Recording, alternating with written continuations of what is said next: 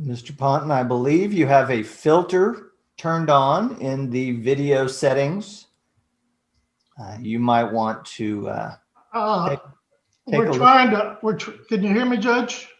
I can hear you. I think it's a filter. It is, and I don't know how to remove it. I've got my assistant here. She's trying to, but I'm prepared to go forward with it.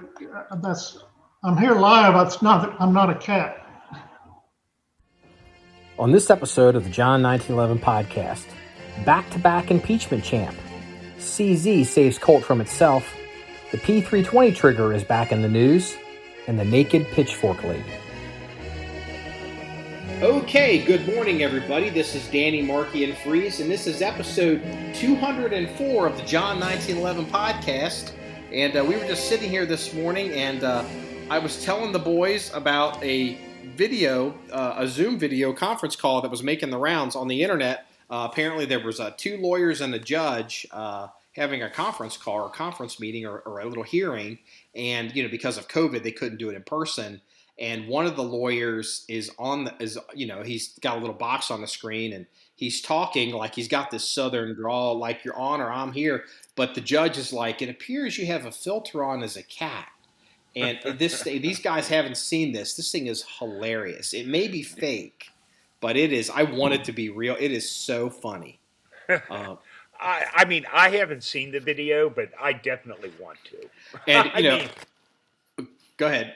No, I mean, just what you're describing, it sounds hilarious. Oh my God! The guy looks down. It's like a little kitten. He looks down at the keyboard, and it's got little sad kitten eyes, and he's like, "Your Honor, my assistant is here, and she's trying to turn off the filter, and we are as of yet not able to figure it out. But I'm ready to proceed, and I assure you, I am not a cat." Dude, that's hilarious. Uh-huh. And I've been in so many of these depositions and hearings. I'm like, oh my God, that is I want this to be real so bad. I'll post it in the comment section up on the website. So we have a problem with this podcast, and it's twofold. We try not to do 2-hour pods, and we've already spent half hour talking about something else off pod.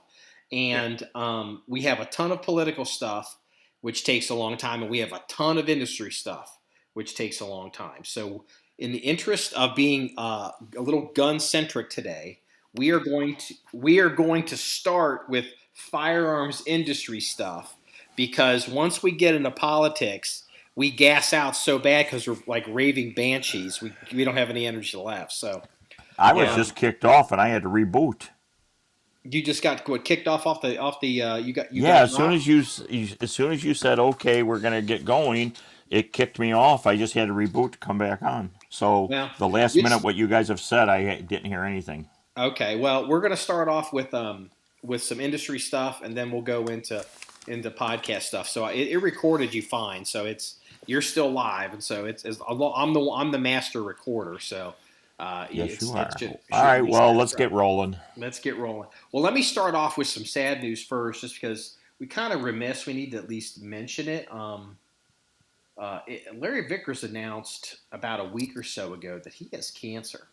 We didn't talk about this on pod, did we? We talked. Yeah, we mentioned it on the last podcast. Did we mention it on the last pod?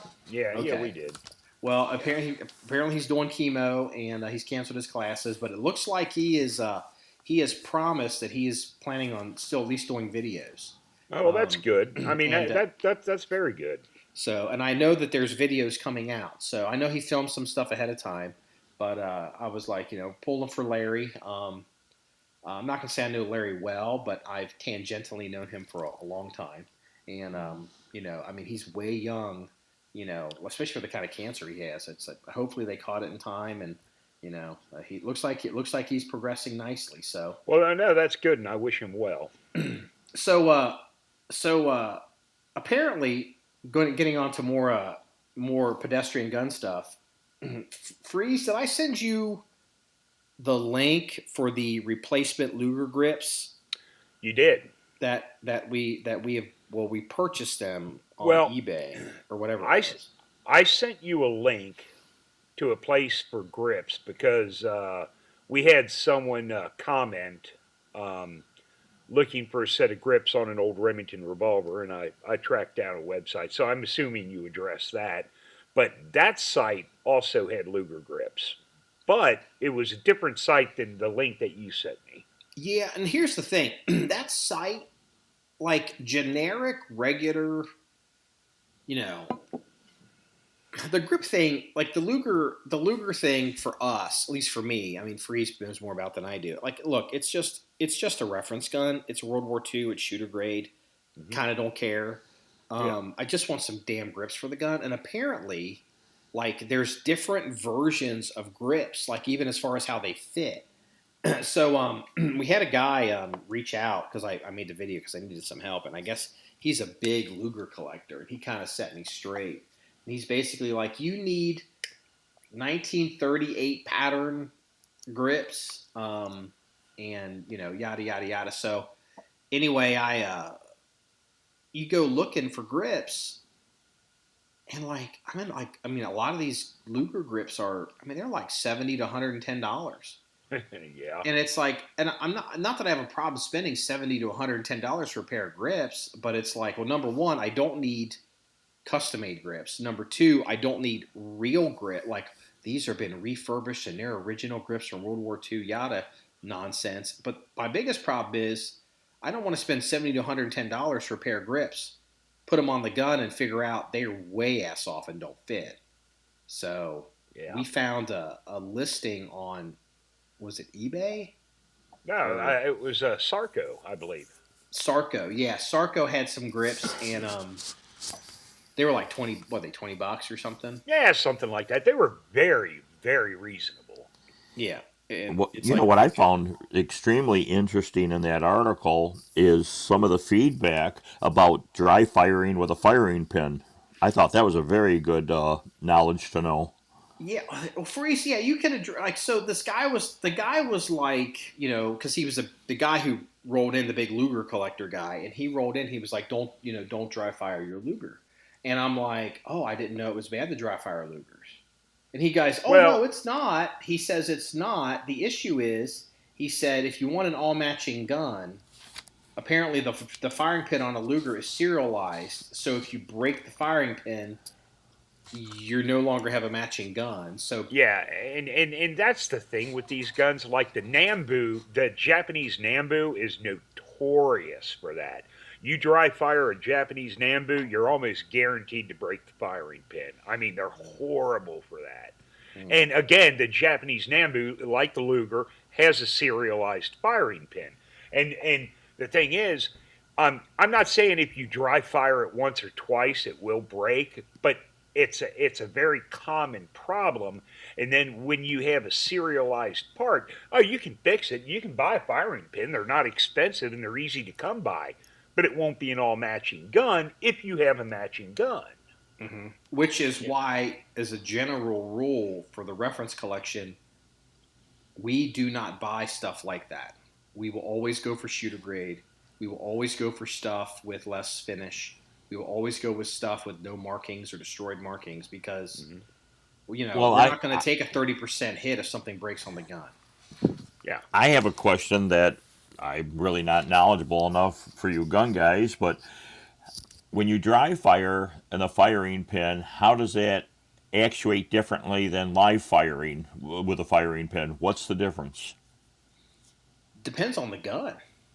I mean, yeah, it really does. No, I mean, is it just a metal on metal strike, or it's not going forward, or I mean, the actual action of it that would hurt the firing pin? Okay, on most modern guns, dry firing is not an issue, but the problem with like the Lugers and the Nambus, okay, like say a World War II vintage 1911, you can dry fire that son of a bitch all day long, and you're not going to hurt the firing pin. But the metal on the Nambu and the Luger is actually, it's a pretty brittle metal. Okay, give you another example. The Czech CZ52.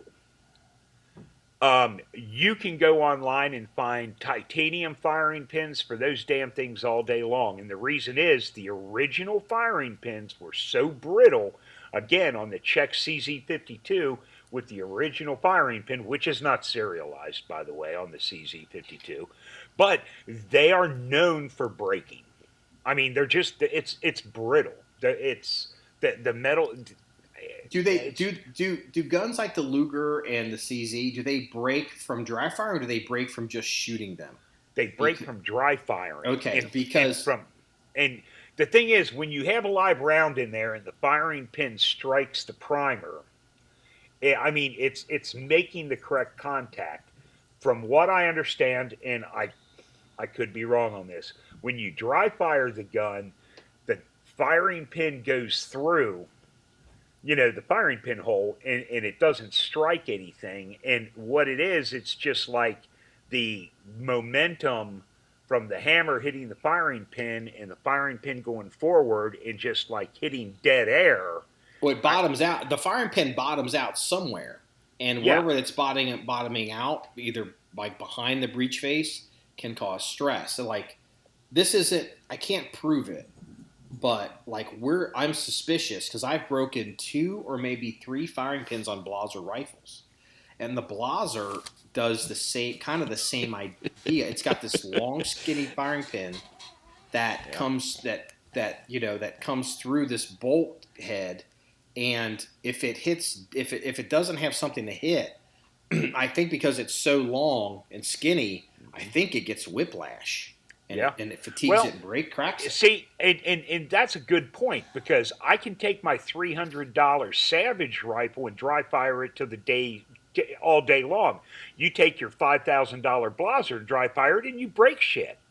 Yeah, we're wondering, because I'll tell you what, one day I went with the SWAT team up to, it was a 2-day trip. Oh, I remember that trip. Wow, when somebody drove a long way and didn't have a firing pin? Mm-hmm. I remember that. Mm-hmm. I went to fire and the gun was click and not bang, and I'm like, what the hell? Click and not bang. I'm like, what the hell? And I was like, son of a bitch. I pulled the bolt open. I was like, sure as hell, there was a little chip out of it. And I was like, you got to be shitting me.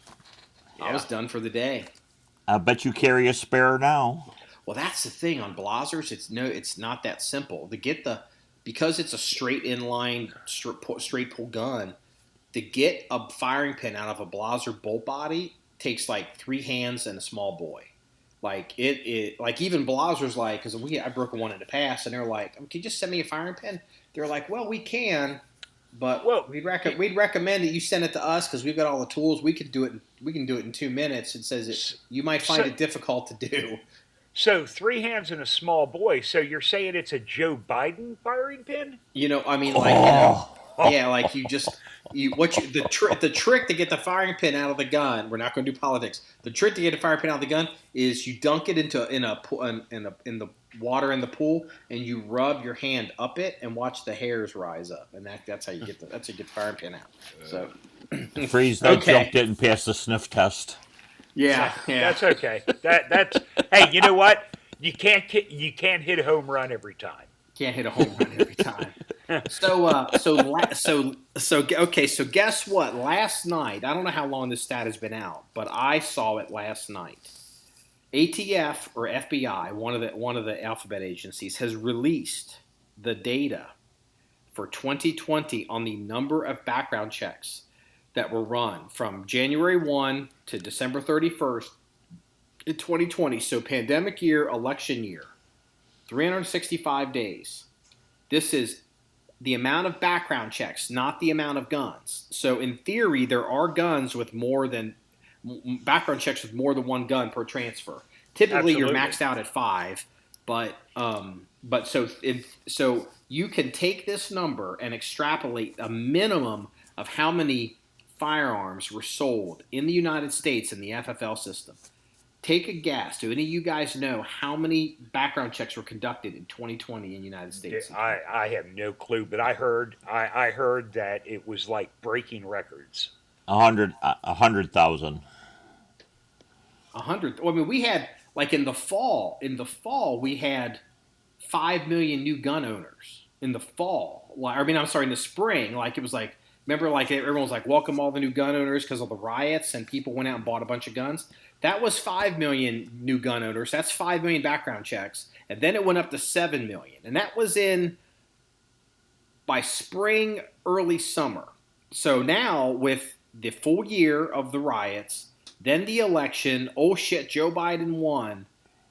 Get how many background checks? It was 7 million new gun owners. That doesn't count the people that already, had owned guns.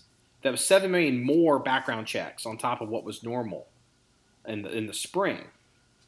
Take a guess, how many total background checks for 2020? I don't know, 40 million? Exactly, 39.5 million background checks. Well, I was conservative in my estimate. And that probably means it's closer to 50 million firearms. Because, I know a guy who he orders AR lowers, and because he'll order like 3 at a time just because it's one background check. Yes. So... Yeah, there's at least 500,000. The 39.4 million background checks, you could easily, roll that up with an extra 500,000 multi-gun background checks. Easily. And it's we wonder why there's an ammo shortage. Yeah, it's but like I always heard what the latest statistics were that in the United States there were 400 million guns in the United States, and that was before 2020. This is astounding. This number. Yeah. Wow. This is gobsmacking. Yeah, but if you talk to the liberals out there, everyone hates guns. The numbers don't match their, what they're claiming, but hey, it is what it is. Well, we get two schools of thought on this. Like, there's people that I talk to, and they're like, I don't think the Democrats are going to want to do anything on guns because they have other things they want to do, and they always get their ass kicked and whatever. But then there's there's like this HR 127 or supposed, like all these bullshit bills that don't mean anything. But supposedly there's a story that was put out last night that the Biden administration with Susan Rice, they are working on a gun control package. That doesn't shock me because, they will get it passed. It'll pass. It depends. It could be executive order actions. It may not really be legislation.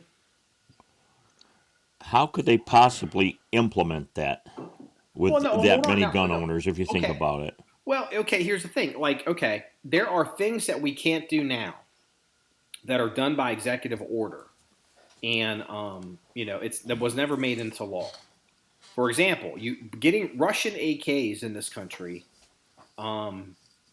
is not they're so expensive and so hard to get is because the Obama administration, we had when the Russians invaded Ukraine, the Obama administration put restrictions on Russian financial restrictions, and one of the things they did basically was like gun sales from Russia. So because of that, like all the Russian stuff shot up to be really expensive. But George Herbert Walker Bush in 1989, I think it was, he's the one that put in an import ban, that's executive order on Chinese stuff, Chinese military weapons. So basically Norinco and stuff. Mm-hmm. Like you can't, like that's not a law, that's executive order. Trump could have reversed that. Trump could have reversed the Russian thing. He didn't. Mm-hmm. He could have prevented the bump stock thing too. He didn't. Mm-hmm. Look, I like Donald Trump. I support him. I thought he was a fantastic president. But, let's not, jerk each other off here. When it comes to gun rights and the Second Amendment, Trump could have done a lot of things that he did not do. It's true. But you know what? The thing is, too? I can put this in context of politics and Congress. Democrats there's certain things Democrats always say they're going to do. Like if we were all Democrats and we were all super liberal, and then if we were sitting around and we're like, okay, Biden's got the White House, the Democrats control both houses technically, like whatever our wish list would be, and there's always stuff that you promise your constituents that never happens, and it's like, well, we'll see what happens. Like Obama, to his credit. when he got into office, again, this is just, the whole universal health care, what became Obamacare thing. They did that in the first 2 years. Yes. And they did it because they had the juice and they rammed it through. They paid for it, but that was so important to them. They did it. But here's the thing. You think in 2022 or 2024, Nikki Haley's president, I don't want to get into politics yet, Nikki Haley's president and the Republicans control both houses on Capitol Hill, that all of a sudden she's going to want to repeal the Hughes Amendment 86? No way. No way. No way. Not going to happen. Well, I think Nikki Haley's a has-been after what she's been doing lately. But just to prove the point. Well, but for argument's sake, I mean, with your scenario, Nikki Haley is president, Republicans control both houses. No, the Hughes Amendment's not getting repealed. And they're not going to reopen the NFA. They're not. I mean, like, the thing is, they pay lip service to certain things to get the NRA voter, but like they've got other stuff that's more important to them, or they get stuff they really don't care about it, and that's why you get, like, in all fairness, it's on both sides. It's that kind of behavior is why you get Donald Trump on the right, and it's that kind of behavior is why you end up with somebody like Bernie Sanders on the left. Mm-hmm. Because, that's why, like, the radical left guys they don't like Biden because they think Biden is like our version of Jeb Bush or Mitt Romney. And in all fairness, that's actually a pretty accurate analogy. Mm-hmm. Oh yeah. I mean, it really is. So, okay, let's go. I want to look at it. We got a bunch more. Stuff to cover here as far as industry news. And we'll cover the big one at the end. But because it's going to be a big one. Apparently, there's a company in Arizona called Ammo Incorporated. I don't know who they are. I've no idea who they are. Never heard of them. Well, apparently they're not spending money on making ammo because they probably can't get the components. So they went out and they bought Gunbroker. And they bought Gunbroker. It was, I have to look up the numbers, but Freeze and I were talking about this. I was shocked. I did not realize how big Gunbroker was. The EBITDA number was huge. Yeah. Let's see. Mergers and acquisitions. Here we go.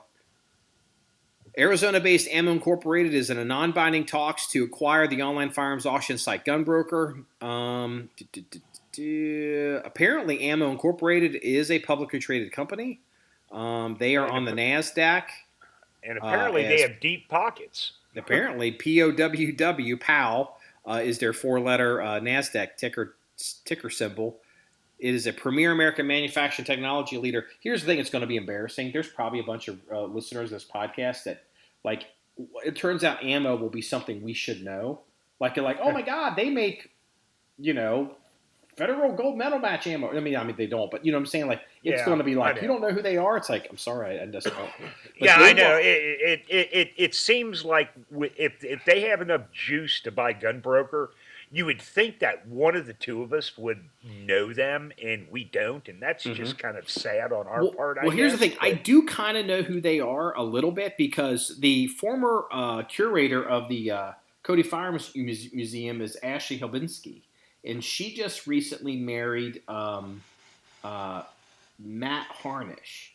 And Matt, when she met him, as far as when he used to work at Surefire, I think FN and Surefire, he was on the FN shooting team. And they moved, she is now emeritus or emerita at Cody, and they moved to Arizona. And I was aware that her husband works for Ammo Incorporated. Because I remember even hearing when he left either Surefire or FN and went to Ammo Incorporated or was hired by this company, he might even be the CEO, I don't even know. But I was like, what is this company? And I just don't know who they are. But listen to these numbers for Gunbroker. Now, Freeze, remember something, and this is for old men who suffer pain for not, jumping in on things. I still regret not buying the Lamborghini Countach in 1997 for $40,000 that is now going to be worth $1 million or will touch $1 million soon. We remember when you could buy and sell guns on eBay. Oh, yeah. And what happened was eBay kicked all the guns off because eBay was a huge marketplace. And like, what's eBay become now? Like Amazon's the big one. But eBay kicked all the guns off. And it created an artificial market for Gunbroker. And Gunbroker was founded in 1999. Estimated 2020 revenue of approximately $60 million, over $40 million of EBITDA, positive net income, and strong free cash flow. The purchase price of approximately $240 million, representing a purchase price to EBITDA multiple of less than 6 times. So 6 times EBITDA for my business friends out there. And I'm like, what? Like I'm like, no clue, did you? I mean, you knew they were a player, but did you realize they were that freaking big? And we can't go into it too much, but the biggest company that I've ever been a part of and owned and sold, we don't have this EBITDA to revenue. Like, it's holy shit. Like, I had no idea. Like, I would have sworn that our company's bigger than Gunbroker. Like, I would have $100. Yeah. I mean, I got to be confident. No. Apparently no. You would have lost that Benjamin. Yeah, I would have lost that Benjamin. And it's just like, Marky, I have a question really quick. Okay, these people that purchase Gunbroker, might they have a backdoor agenda to create a conservative platform? Well, Gunbroker is an online auction site. I understand that, but they can, as you well know, they could also say on their site, maybe have political content or this or that, because they have the following already. So what's to stop them from expanding even on their website with even more things to have? Well, you know what? Here's the thing, Freeze. I don't know if this is true because I've never gone in there. I believe Gunbroker, somewhere in the deepest, darkest corners of that website, there is a small forum section for people to talk to each other. There is. I've actually been in Gunbroker's forum section. I don't know if you want to call it a forum section, but there is a section on Gunbroker where maybe there used to be. I don't know if there is right now. It's been a long time since I've been in there because I don't really go to Gunbroker anymore. Mm-hmm. But you have to be. I mean, you can't just like Google gunbroker.com and go in. You have to be you have to have an account. Well, you can browse Gunbroker through Google. To get into the comments section, like the little forum section, you have to have an account. You can't just like snipe it, But I don't really know if it's. I mean, I get what you're saying, Danny, and it's interesting, but I'm going to say no on that. Well, I was thinking with all of today's censorship, with everything gun, and then they already have one hell of a base, what's to stop them from expanding their thoughts and ideas through their base without censorship? I actually think Danny's onto something here because Gunbroker. So Apple had Apple did something like I still have the Gunbroker app on my phone. I don't believe you can download the Gunbroker app in the Apple App Store. They may have reinstated it, but what they did is you were no longer able to buy guns. You were no longer able to place bids on guns through the app. And there was 2 reasons for this. There was the real reason and then like what people thought it was. We thought it was Apple being anti-gun, which is entirely possible. But what Apple started doing actually is they have created an ecosystem with their app store where if you pay for an app in the app store, let's say you pay $10 for the app, like pay $9.99. The reality is Apple gets like 30% of it. If you are in an app and you buy something like I want to pay for the upgraded version or the pro version, or I don't know, maybe you're playing a video game and you want to buy, I don't know, points or like armor or whatever in these games, Apple supposedly is supposed to get a percentage of it. And Apple, I don't think Apple really knew how to handle dealing with people buying guns and transacting on guns through an app and not collect it and not, and it would cause a double standard. So they had to kick it out of the store. But here's the thing. Danny's onto something here. I don't know, because the app won't let me bid on a gun, but if I go to my home screen and I click an icon that looks just like the app, it brings me to the web browser and right in the gun broker, and I can place a bid. If Gunbroker could get reinstated as if it is on people's phones as an app that you can search and favorite and do whatever, that's a built-in user base for a social media interaction. It is, but you know what? Let me touch upon something. I've not talked to you about this before, but I've been meaning to. Okay, Go ahead. My laptop it's a MacBook, and it's old. It's a MacBook Air, yeah. Yeah, it's a MacBook Air, and it's old. It's probably on its last leg, but I downloaded Google Chrome because we have to for the podcast and all that stuff. Okay. Now, what I've noticed in the past 3 or 4 months is whenever I do any gun-related research, I automatically go to Google Chrome, because if I use Safari, 9 times out of 10, it'll say not a valid link or nothing is found. If it's gun-related material, Safari won't let me see it. Wow. Now, I don't know. I don't know. Go ahead. See, I don't know if that's Safari and Apple blocking me out, or if it's just my MacBook is just old and I probably whatever version of Safari I'm using is probably super outdated. Well, a couple things here. Number one, I'm using pretty much Apple all the time, and I don't have those issues. Number two, if you're like doing a search in the address bar, search bar, you can set a default search engine through there. It's probably set default to Google, but you could do Bing or DuckDuckGo. So are you having problems clicking links or searches, or is this? Well, okay, so when you bring Safari up, you have your search bar at the top. Mm-hmm. So when I type in, and I'm not typing in like Google and searching through Google. If I type in something, hold on, let me stop you right there. Safari, that address bar, that search bar address bar is the same thing. If you type in something to search, Apple is not doing that search. It uses whatever default search engine you have set in your ecosystem. Wow. And then I don't know, maybe my default search engine on Safari is goblowme.com because I suck.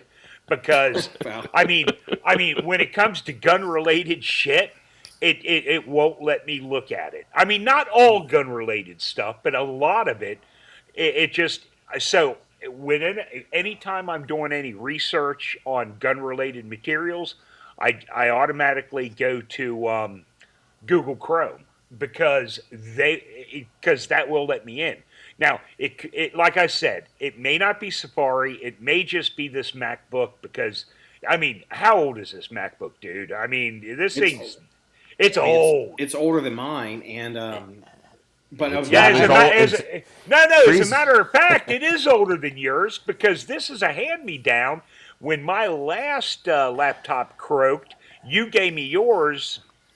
And you bought a new one for you. Yeah. So this is actually your old laptop. It is, but this was back in the old days, and so I mean this thing is super old. So I've got a possible answer for you, and it's not gun related, and I don't know if people on the podcast want to hear it, but you may want to hear this. So okay, there is a potential other issue here that's been happening. Hold on, let me.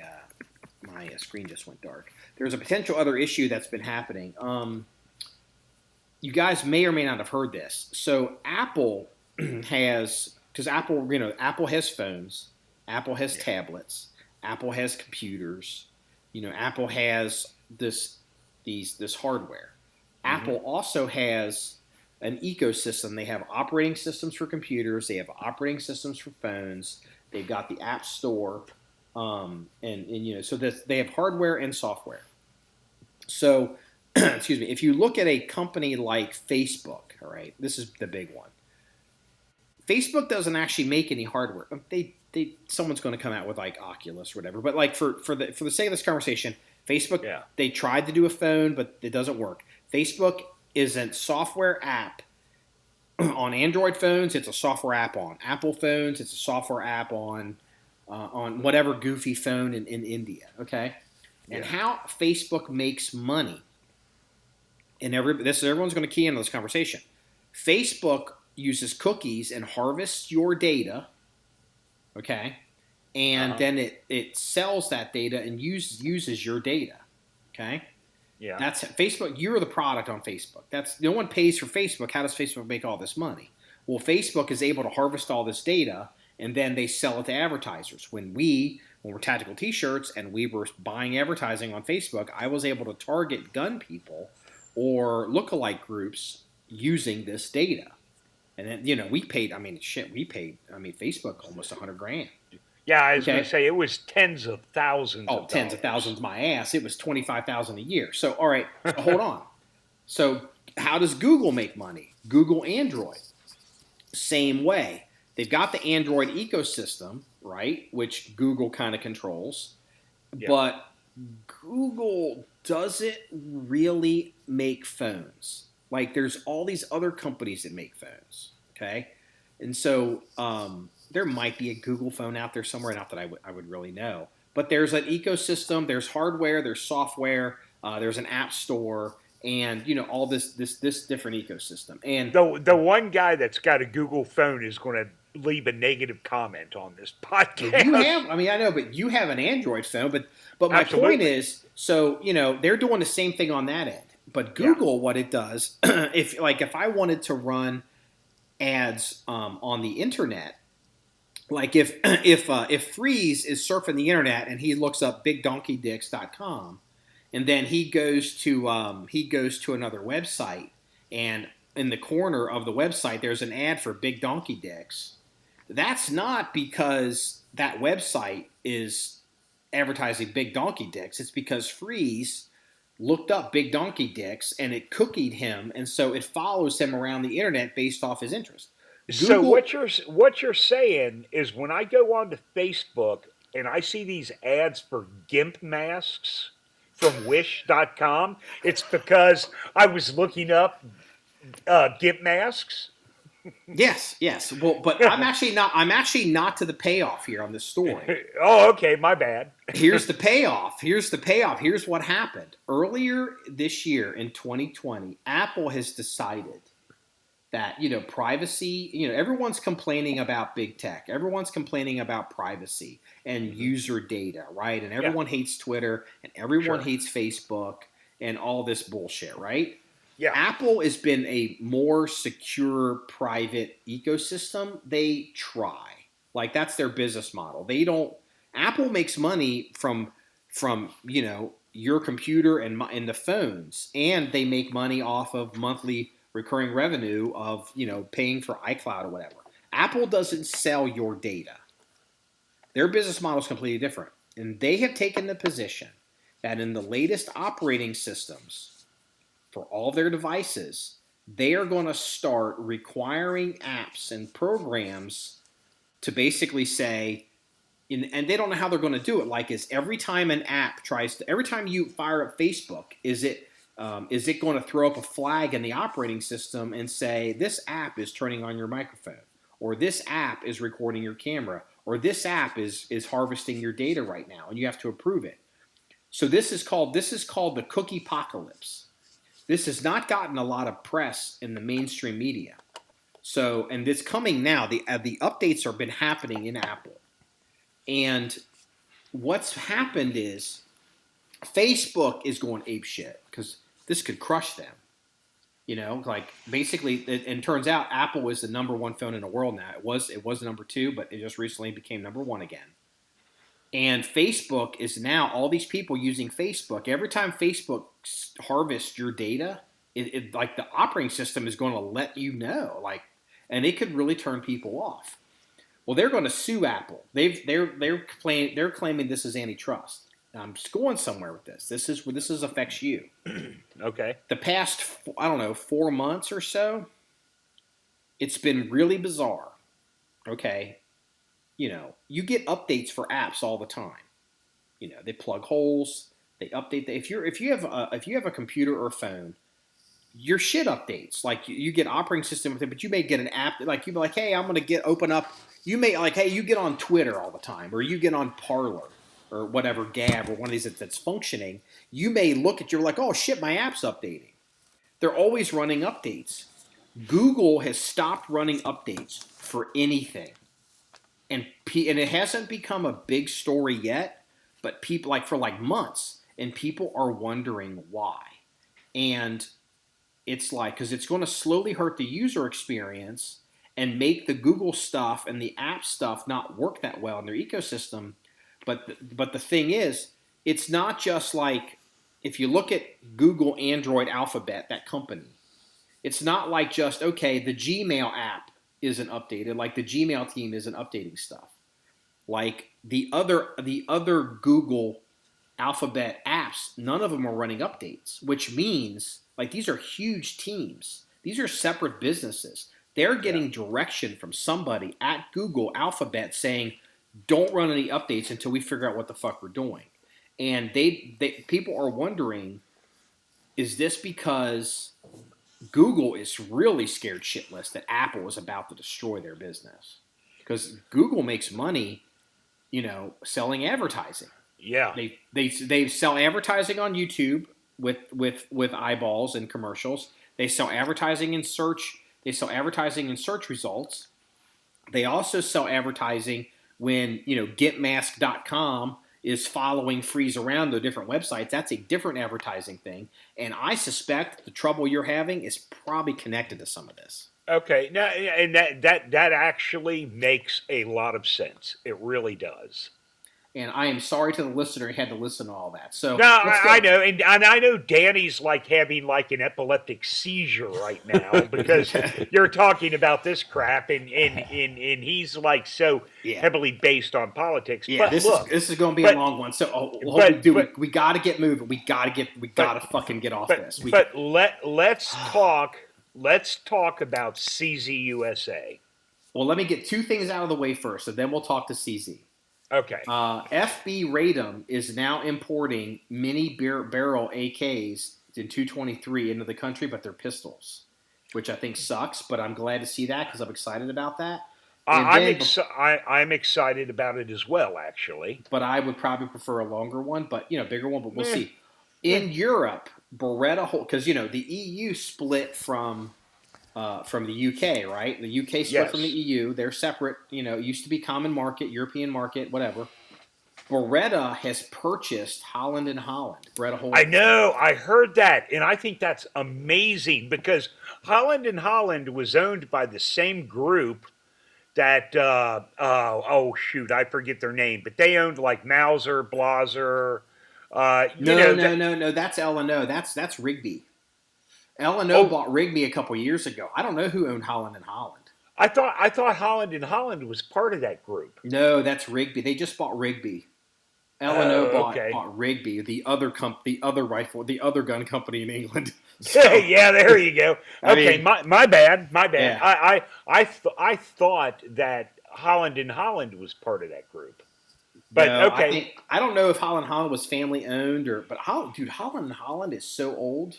Well, I mean, check this out. To the viewer, if you ever watch me on a video on our website and I'm wearing a baseball hat, that's a Holland and Holland hat. And that's about all I can afford from Holland and Holland.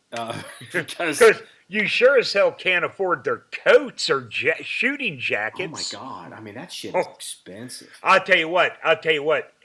They are, but if you want look, I mean, you know me.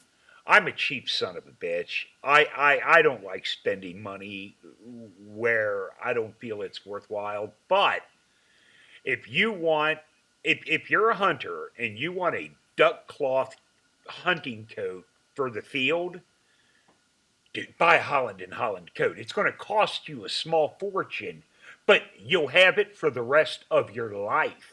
Yeah, because the quality is that good. So, like, for people that aren't really familiar, like you've heard of Holland and Holland, you know, like if you go to Doc actually has a story. He was in London on business, and he went to Holland and Holland. And he told me, he's like, yeah, I could tell I was in the wrong place pretty quickly. Because,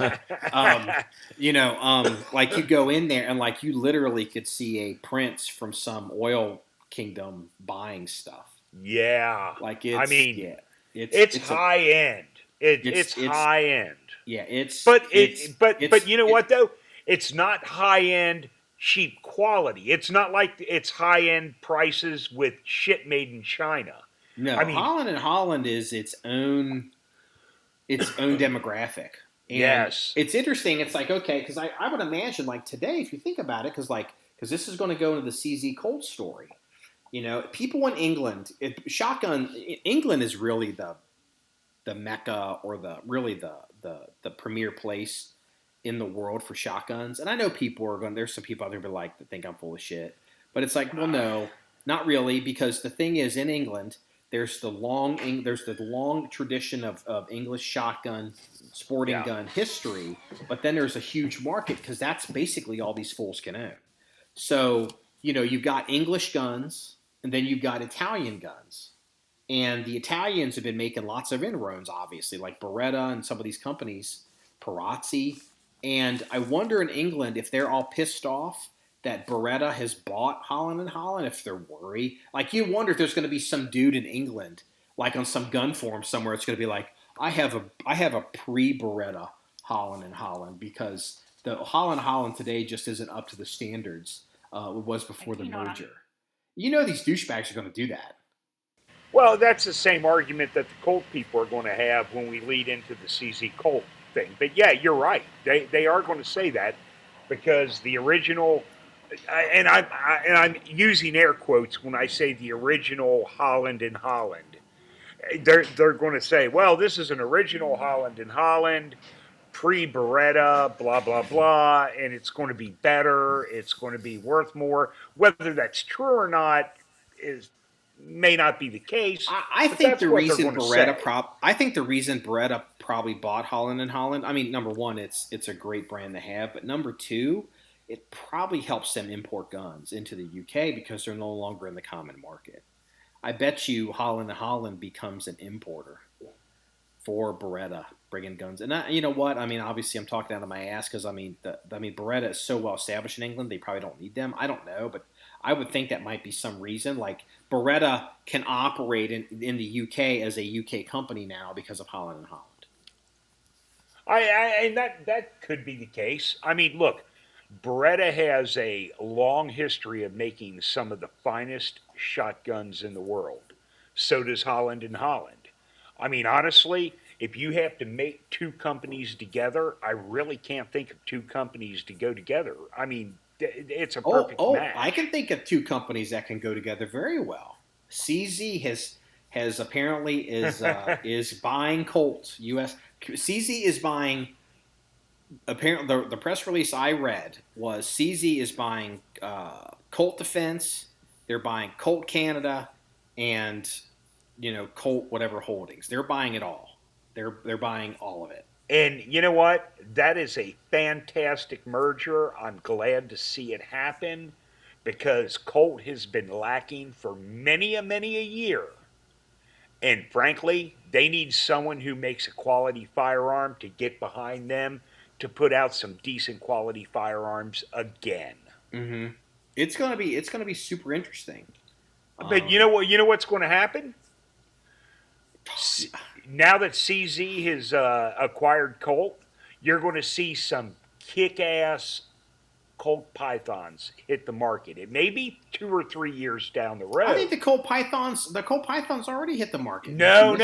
Yeah. I mean, you're right. They have, but there's a lot of crap that guys that are like, well, the new Colt Pythons aren't up to the old standards, blah, blah, blah. And, you know, a lot of that's internet bullshit. That's internet bullshit, because I think the new Pythons are better than the old Pythons. They're more maybe not. But I'll tell you what, when CZ USA starts kicking out Colt Pythons, I'll tell you what, I mean, I'm not in any hurry to buy a modern new Colt Python.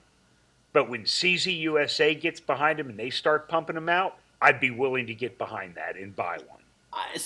The Python, I think, in this conversation is the least important gun, because I think CZ probably, unless I'm mistaken, doesn't really have any knowledge base on making revolvers. I mean, they might. I mean, they're a big company. But, you know, I look at CZ.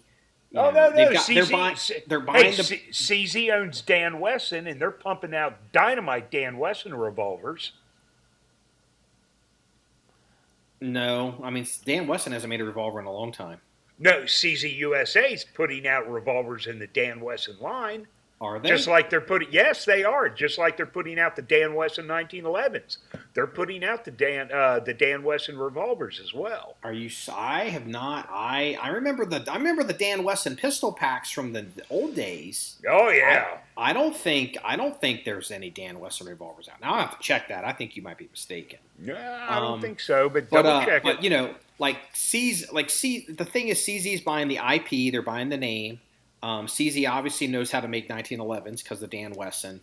I personally, you know, I'm gonna really step in it here, but I'm not saying anything that's really out of line. But I mean, yeah, like I wouldn't. Like, and I don't care. You know, look, I get that Colt guns are better now than they were 10 years ago. Mm-hmm. But I remember 10, 15 years ago, 20 years ago, buying a Colt pistol, like, oh, this is the Kimber Killer, like the Colt XS, like we had one of those. Mm-hmm. And it's just like, you know, I don't think Colt 1911s have been good for a long time. And I understand the name. I understand people buy them. And, you know, like they've got the Colt competition now. And I know the Colt, like I get it. I mean, I really get it. But it's like, I would actually say, like, unless it was some kind of smoking deal, I would probably never buy a Colt. But it's going to be interesting to see what happens to Colt's 1911 line, and it's going to be interesting to see what happens to Colt's AR line, because I think really CZ's probably buying Colt. I mean, they're comfortable with the 1911s. But they probably really want to get into the AR space. Well, and I was just going to say, with the AR-15 market, CZ will shine. It'll be, you know, because Colt is been such a poorly run company for so long. But I'll tell you what, I have a confession, because I did a little research for this. I was like, all right, gird my loins. Let me go into some of these forums where there's all these Colt guys.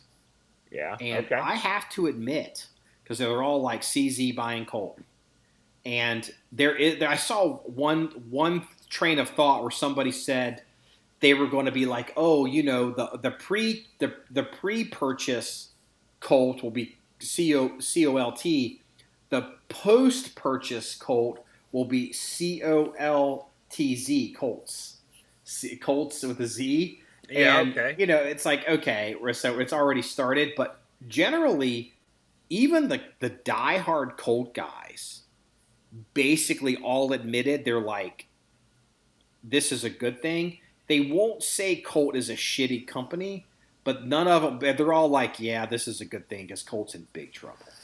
Yeah. I think, I actually have a thought on that. Yeah. Believe it or not. Yeah, I'm still alive.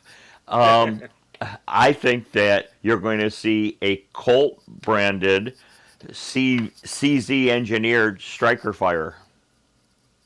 Oh, I'll tell you what. See, now here's the thing. So let's be real about Colt.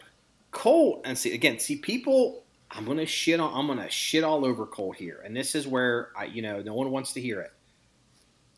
Colt doesn't actually design guns, and there's gonna be people out there being like, no, screw you. Whatever, this model and this, and then this version of that. The reality is Colt didn't design the 1911. They bought it. Colt didn't design the AR-15. They bought it.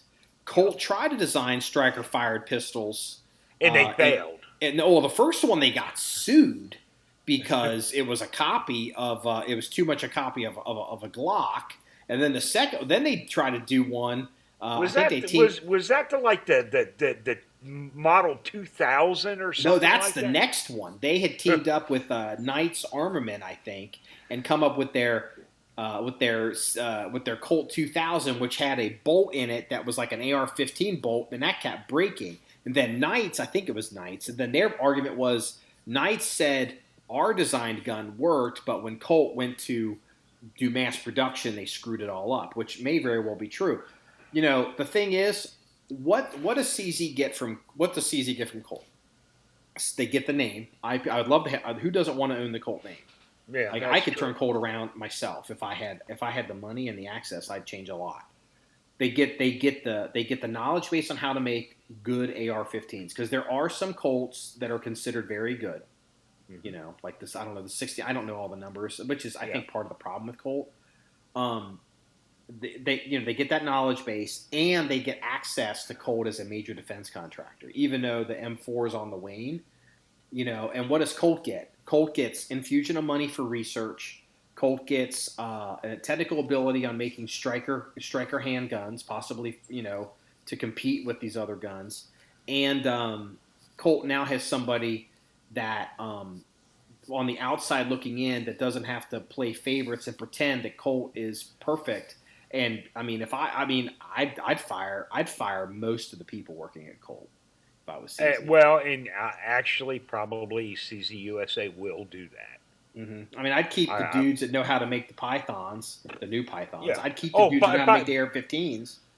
By the way, speaking of Pythons, I just looked it up.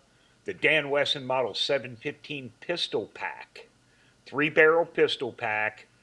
Price $19.99. Manufacturer CZ USA. They're just making that. If that's the pistol pack, that's just the same pistol pack they've been making for 40 years. Well, it's an updated version of it. I'll have to look that up. But CZ is making the Dan Wesson revolver, and that's my original point. Okay. So I would think Colt is better at making revolvers than CZ is. I would keep the revolver guy. Like if CZ wants to up their revolver game, because Colt, you know, they've got the Python out, they've got the Colt Cobra out, and they do make those single action army guns. Let me throw this at you. Let me throw this curveball at you. If anyone from CZ USA is listening to our podcast, which I highly doubt. No. How about this? They own Colt now. They own Dan Wesson. How about a Colt Python pistol pack?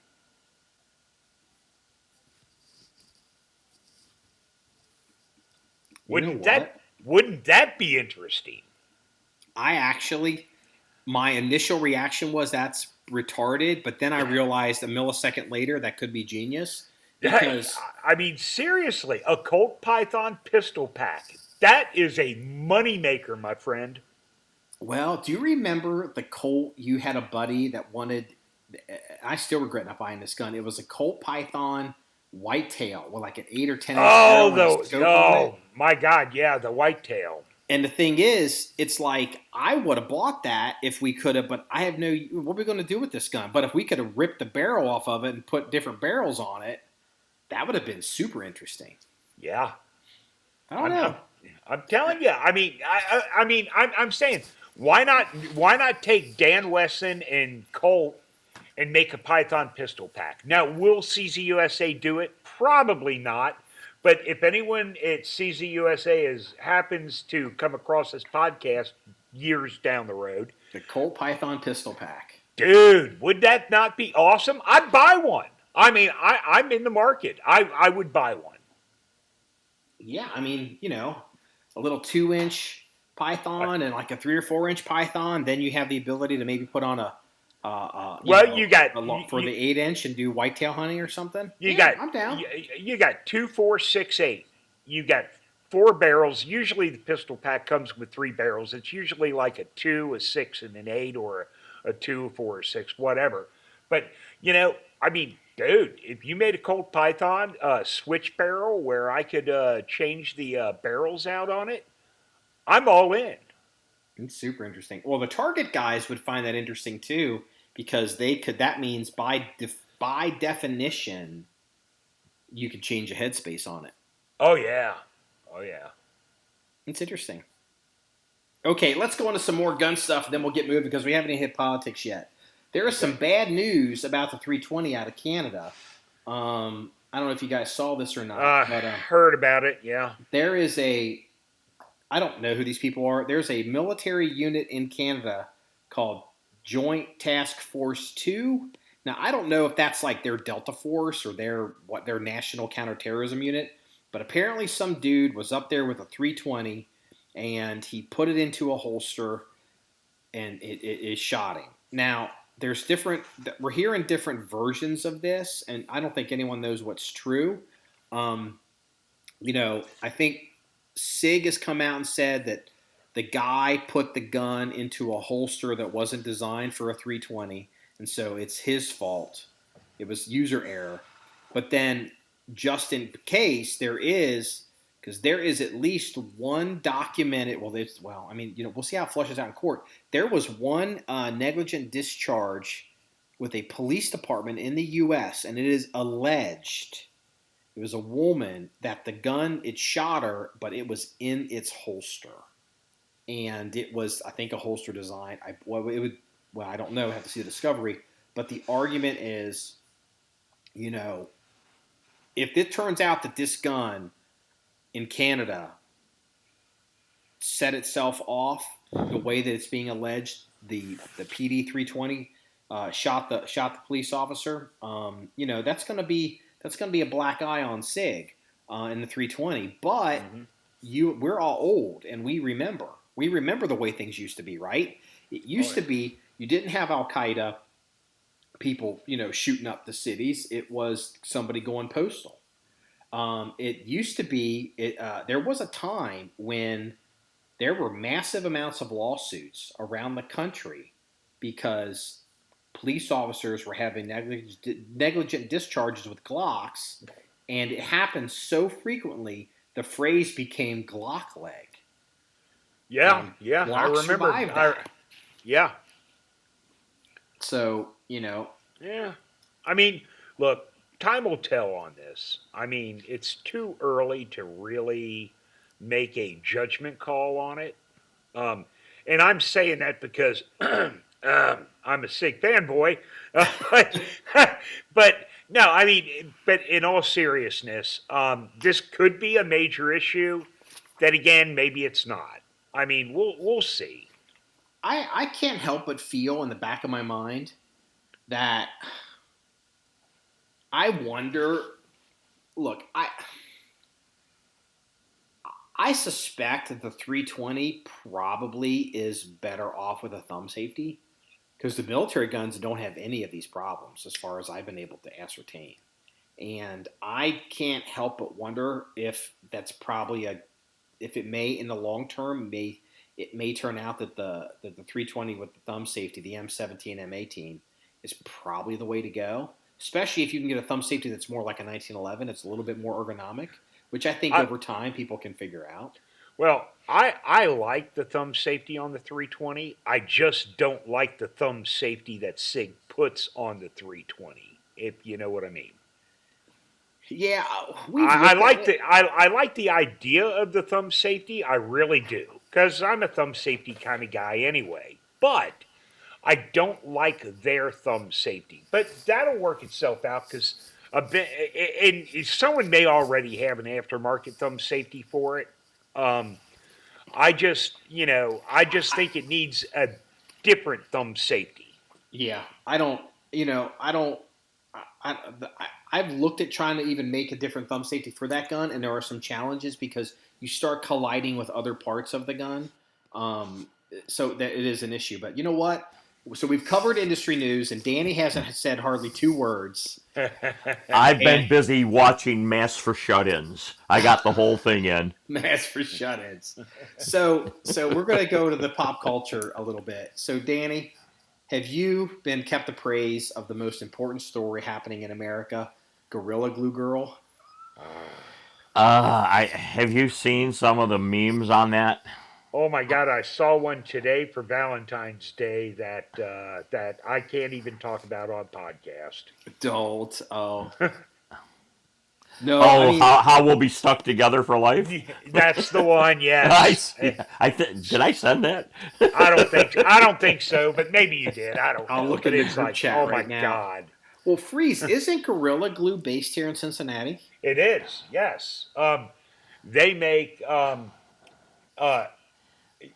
Gorilla Glue makes, their line of glues, and they've got many glues and their duct tape, but they also have a second line. It's called O'Keefe's Working Hands. It's like a salve for like dry hands, which I've seen that.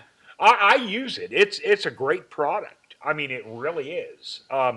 Everything Gorilla Glue and that company puts out is fantastic. The only duct tape I will buy anymore is Gorilla Glue duct tape. Really? Because it's the best duct tape I've ever bought. Danny, their products are excellent. Is there any update? Because apparently it was being positioned for a hot minute that Gorilla Glue woman was going to sue Gorilla Glue. These people that sue for their own stupidity never ceases to amaze me. It really does. I haven't heard of any updates, but let's blame somebody else. Well, I mean, is she like an Instagrammer or a YouTuber or something? Because I feel like this wasn't an accident. I feel like she did this for the. I feel it was staged myself. It probably is a TikTok stunt.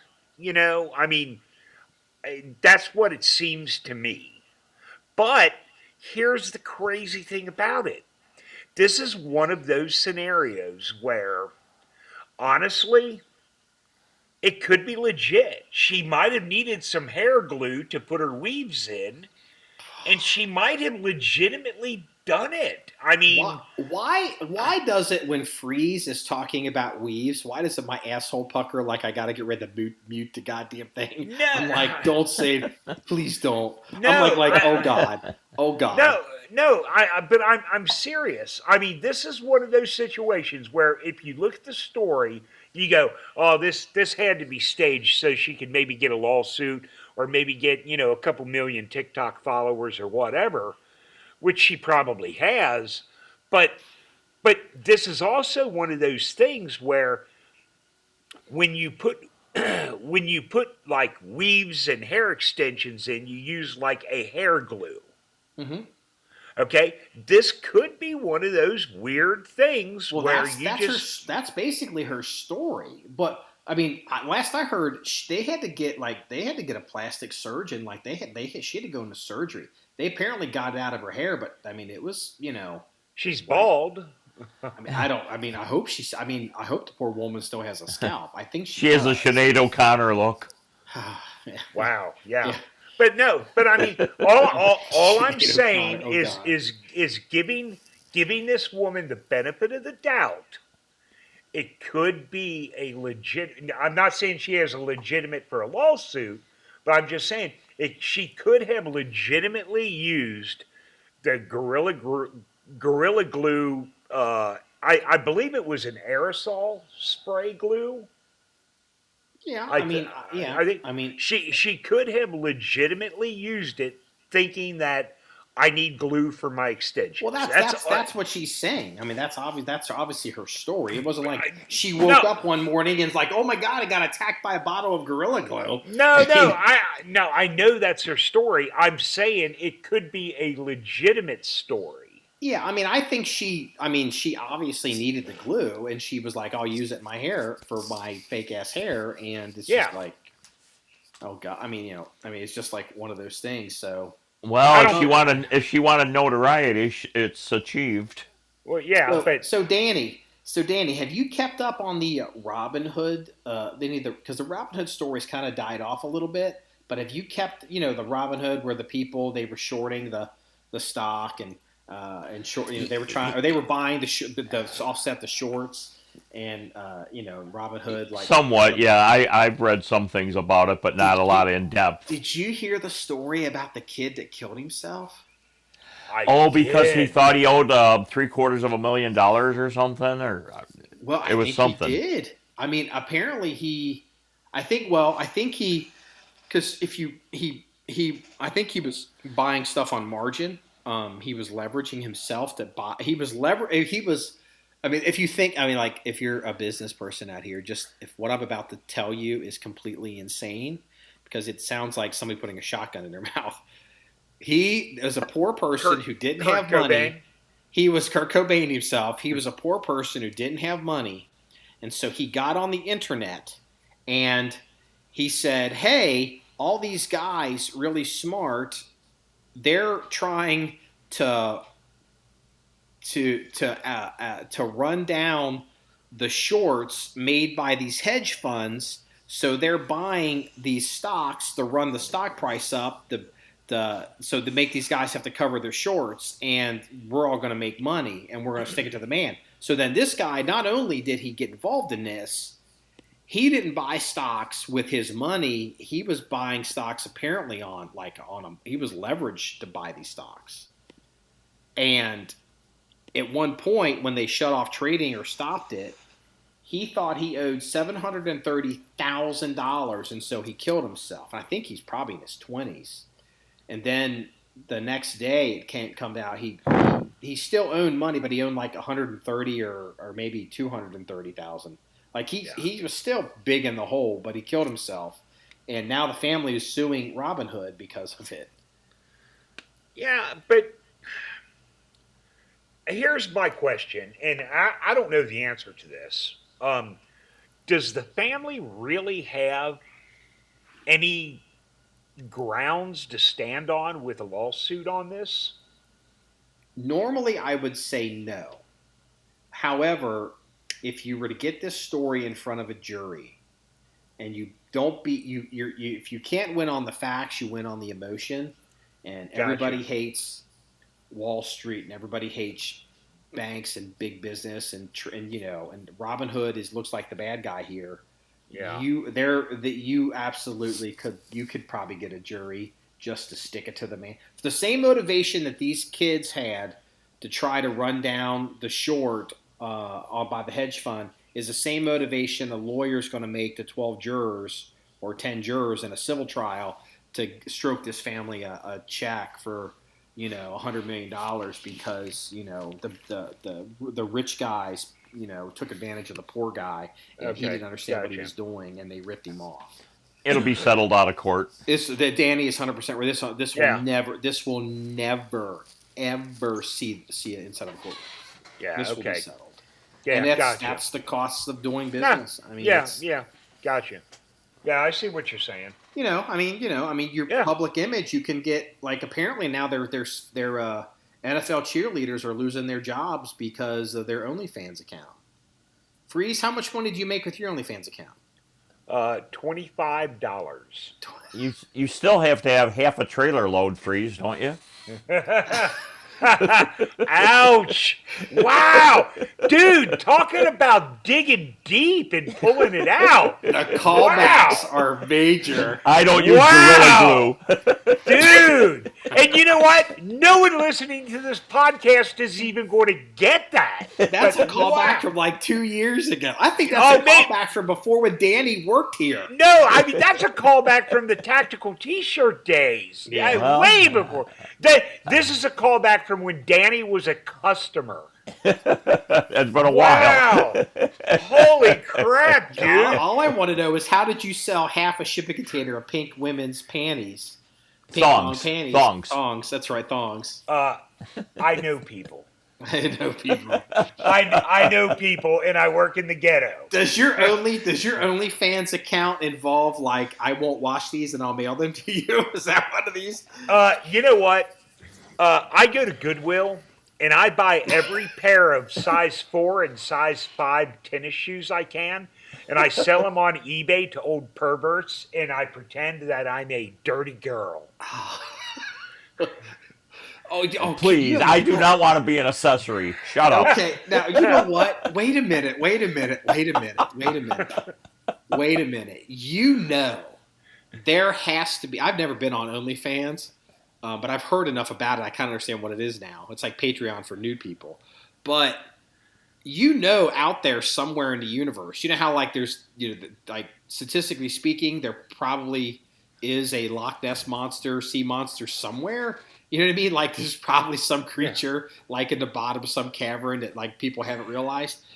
There probably is one account out there that is not even real, and they're what do they call that when they when people fake to be somebody? Catfishing. So like there's a person catfishing and taking money from people, and you know, and like they're pretending to be like some 25-year-old girl from like, you know, from Slovakia. No. It's not probably. It is. If you go to eBay, there is a section on eBay that you have to actually look up. I mean, and you have to have it. How did you find it? No, seriously. You have to have a registered account, and it's not in the normal search, but it's called Everything Else. Oh, and, Jesus. And if you go to Everything Else and you have to log in with a certified account and everything, and they have to verify that you're a legitimate eBay person, that's where they have people selling like dirty gym shoes, used panties, and shit like that. You can't sell gun parts on eBay, but you can sell quote unquote used panties and dirty gym shoes. Well, what's funny is, so they want to verify. That's not a joke. The customer, the people with the pay the money, they want to verify who they are, but the people who are selling the product, they probably aren't verifying at all, which is kind of like the answer. Probably not. And that's how I sold a half a trailer load of pink thong panties. Hey, wait a minute. This is a segue to a conversation we had the other day off pod. You were telling me there was a bunch of you know, we were sharing war stories about all these people that we've known, and oh my God, you informed me that a couple of these girls that they've now died. Was it were they ever selling stuff online like that? Well, they were selling stuff, but not online. Okay. I mean, they were slinging it on the street, but okay. But yeah, it was. Danny, just to kind of fill you in, I ran into a guy that I haven't seen in years. And in the course of a 40-minute conversation, he told me of 3 people that I worked with over the years, not to go into detail, that are now dead. And Marky knows 2 of them? One of them or 2 of them? I don't remember. I know at least one of them. Yeah, and it's just like, holy crap, you know? And well, we can use the girl's name. The one girl, Heather. I mean, I would be surprised if she was slinging it on the street. No. Heather was slinging it on the street. She was slinging it on the street when I knew her, you know? And you as well. I probably first met her. I probably first met that girl and her family. She was probably still a minor when I actually. When I first met Heather, because I knew Heather's mother. I met Heather when she was maybe 12, and then she grew up and she started slinging it on the street. And anyway, Heather actually was not an unattractive woman. I mean, she was pretty decent looking, and I was kind of surprised to hear she had died, because I remember she had this baby daddy had gone to prison, but she was trying to clean her life up, and I honestly kind of maybe thought she had made it. And then you told me this week that she was dead. I was kind of shocked by it. So here's what happened. She disappeared. She disappeared off of social media. She disappeared out of the old neighborhood, and she moved up towards, I think, Middletown. And she got up with a new guy that was apparently, I mean, I don't know the guy. I knew I knew her first baby daddy who went to prison. He went to prison for a long time, right? Oh, no, he went to prison for like 45 years. Yeah. I remember that guy. He's still in prison. Yeah, he'll be in prison the rest of his life. But when she hooked up with this new guy, and I don't know the new guy, it seemed like she got her shit back together. Then all of a sudden I hear she's driving around in like West Price Hill, ODs in a car, and they throw her ass out onto the curb. Because, well, they don't want to be associated with her because she just OD'd in the car. Mm-hmm. They don't want to get in trouble. It's like, holy crap, And I mean, why does that surprise me with the shit that I deal with on an everyday basis? It shouldn't. But because I've known her since she was a small kid, it kind of like, wow, it just kind of hit home. Not hit home's not the right term, but you know what I mean. Well, the thing is, you know what? There's people, like we have a million of these stories, and like the one girl that hung herself. Like, I'm not saying we ever thought she was going to be the ambassador to Belgium in life, but we thought maybe she might make it. Yeah. And I was disappointed to hear she didn't make it. Yeah, no, and so was I. And like, okay, not going into any details, but like the girl that hung herself that you mentioned just a couple of minutes ago, does that shock me? Nah, not really. No. Not really. Not at all. That girl was heading towards a cliff with her life. Oh, absolutely. And it didn't shock me, and I don't feel any remorse. But, when I heard the story about Heather, I really kind of felt bad. And I'm not a guy that kind of feels bad about this shit because I see this crap every day. Mm-hmm. And it's just like, wow. Rolling with the wrong people, and then she ODs in the back of a car. I mean, that's just a stereotype. And they literally, I mean, if they had taken her somewhere, she might have made it. They could have. I mean, if they would have like rushed her to an emergency room and threw her out in the parking lot, in front of the ER, the emergency room doors, she may or may not have survived. They didn't even do that. They literally rolled her out of the car onto the curb in the middle of a small little town where she had absolutely no chance of surviving. Well, Freeze, I don't think people keep company that carries Narcan on them, so it's a shame, I mean, I've actually seen ODs with the needle still mainlining. So it's like, it's, you feel sorry, but in a way you don't. I get where you're coming from. Well, the only reason I feel sorry is because I've watched this girl grow up. Yeah, we all watched, yeah. And the thing is, if it would have been anyone else, it would have been like, yeah, whatever.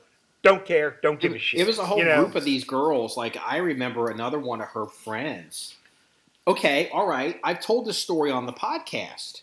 I just remember this. Do you remember I was driving, this was in District 3. I'm coming up on a street corner. I'm at a light. It's 2 o'clock in the morning, 3 o'clock on a weeknight. School night. And I'm at a light. There's no cars around. 3-way intersection. And this little, like, 12-year-old girl in like the shoes you call jellies. Oh, yeah, she was standing there with, like, muddy, her feet are all muddy, like, little 12-year-old girl. And I was like, what the fuck? And I'm like, are you okay? And then I realized it's not a 12-year-old girl. This is a girl that's turning tricks. She's a hooker and a drug addict. And she was actually in that same group that Heather was in. I mean, like, this girl, when I saw her, she was high. She had just probably turned a trick in those woods, and then and then she was looking for her next trick. And it was that same group, and we saw, like, oh my God, it was like 12 of them, these girls. Oh, yeah. Most of them are either halfway into the grave, or now there's another one in the grave. Like, that 12-year-old girl, I don't know where she wasn't 12, she was really 25. I would be shocked if she's not dead today.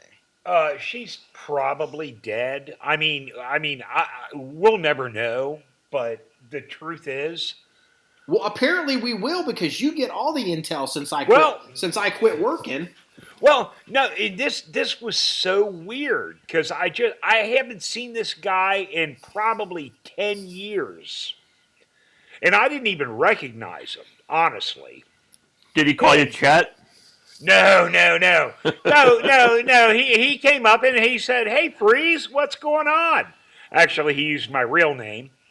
And I'm like, "Oh, not bad." And I had no clue who he was at first. And then after he started talking, it's like, "Oh, crap. Yeah, okay, I know who this dude is." And then he's just like, "Well, Linda died. Mandy died. Heather died." I mean, it wasn't in that order, but it was just like, oh my God. At the end of the conversation, I'm like, dude, you are like really bringing me down right now. It's like, Christ. Oh, I'll tell you what, the 12-year-old prostitute story, like when I was talking to that girl and I'm talking to her and I'm like, I think I know you. And she's like, yeah, Marky, I think I've met you before too. And I was like, oh my God, this is one of, like, it was terrible. It was just, it was like heartbreaking to see this girl.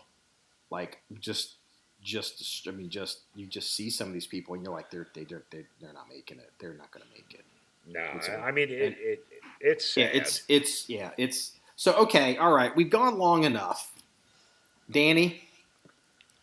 I'm here. Take us into the home stretch. I think all the time. Bring it home, Daddy. Bring it home. Well, we have the two-time back-to-back champion impeachment winner. Yes. Beating the impeachment winner. That's what I wanted you to lead in with. Back-to-back impeachment champion. I thought that meme was hilarious. I love that. Marky, you will have to post that meme on the comment, I will. I'll put that up. Dude, that is awesome. But, during that whole impeachment thing, of course, I'm a Republican, and I call it a sham for one reason: due process. Due process was not followed whatsoever. There was no investigations, no discovery, no, depositions, nothing. Just the rush to impeachment. That's, all due process was totally voided by the Democrats. Well, also along that theory is that the reason, if you notice that they decided they were going to have a witness. Well, when the Republicans countered and said, we're calling Pelosi, we're calling this one, we're calling that one, the Democrats changed their tunes and said, well, we'll only have the statement from that one Republican rep that heard Meadows on the phone. So the whole thing stunk in my book. It just did. There is rumor of a conversation that supposedly took place between Kevin McCarthy. McCarthy. I'm sorry. Well, Kevin McCarthy's the minority leader, or the minority leader in the House, and Mark Meadows is the chief of staff, I believe, at the White House, or was. And so there was supposedly a conversation between Trump and McCarthy while this was happening, and it's alleged that it's alleged, and this isn't, again, none of this is confirmed because it's never been put under oath, for discovery, which is what you are directly alluding to. And basically it was Meadows says, or McCarthy says to Trump, call these people off. They're breaking into the Congress. And Trump's like, supposedly it's alleged, Trump's like, they're Antifa people. It's not my people. And then Meadows is like, or McCarthy's like, no, that it's your people. These are your people. And supposedly it's alleged Trump said, well, I guess they're mad. I guess they're more concerned about the election than you are. Which is, but it's interesting because, look, the Democrats, I wouldn't have called witnesses either because they've got the narrative, and the narrative is certain things happen. Like the narrative is, AOC is like, oh my God, I almost died. And like, she's over in like, not in the Longworth building. That's the Senate. She's in one of the other, not the Rayburn, but she's in one of the other buildings. She's not even in the Capitol building. And, if you start getting down into discovery and testifying under oath, this is going to go on for many weeks. It's going to be in the news nonstop. This was never about they're never going to. I mean, if they could knock Trump out and do a 14th Amendment, basically saying insurrection so he can't run again. But what this is really about is getting Republicans, all of them, on the record to make them vote yes or no, yay or nay, guilty or not guilty, so they can beat them about the ears in 2022 midterms when people are up for re-election. This is no different than Republicans forcing Democrats to take votes on gun control when the Democrats are pro-gun control, but they know the bill's not going to pass, but they don't want to have to get hammered on it at home. Why vote for it if it's not even going to pass? But the vote's going to hurt them. That's exactly what this is. That's a very good analogy. But I still say, and you and I have talked about this off pod. To me, the biggest, I think, loser in this whole thing, besides the Democrats, they got what they wanted, but is Murkowski from Alaska. She is the only one of the senators that voted to have Trump guilty that is up in 2022. Lisa Murkowski is from Alaska, and she comes from a big political family up there in Alaska. Was it Dan Murkowski? Here's the thing. Did Sarah Palin run for that seat? She did. And she lost. She lost in the primary. The people that listen to this podcast, we have to always acknowledge something, and this is kind of like Liz Cheney back home. I can make any argument I want about what you should do, but at the end, and to quote Freeze, at the end of the day, Murkowski's base is in Alaska, and if she feels like she can take this vote and hold her seat, she's going to take the vote and hold her seat, just like Liz Cheney feels like she can hold her seat. Even though she's been censored, doesn't mean she's going to lose her seat. That's the gamble. It's like being censored is not that big of a deal. I mean, Murkowski's not going to lose her seat over this vote. I disagree with you. I think the base is she didn't vote what her base put her in that office to take care of their interests for. She abandoned her base, I think, be it a political family or not. But you're forgetting the other mitigating. Okay. Let me ask you this, Danny. When is her next election? Is it in 2 years? She's up in 2 years. She's up in 2 years. Uh-huh. A lot can happen in 2 years. Will she lose her seat? Two of the Republicans that voted to convict Trump, two of the Republican senators actually are retiring. So they're not up. Right. Like, Cassidy, I think, is one of them. Yeah. So they're a non-issue. Well, and don't you think that Trump is going to expend everything he can to get her and Cheney? Trump's very vindictive. Oh yeah. Well, that's an understatement. But my point is, I mean, will he even bother? I mean, I really don't think she's going to lose her seat. It's Alaska. I know that, and Trump, I believe, won that state by 17%.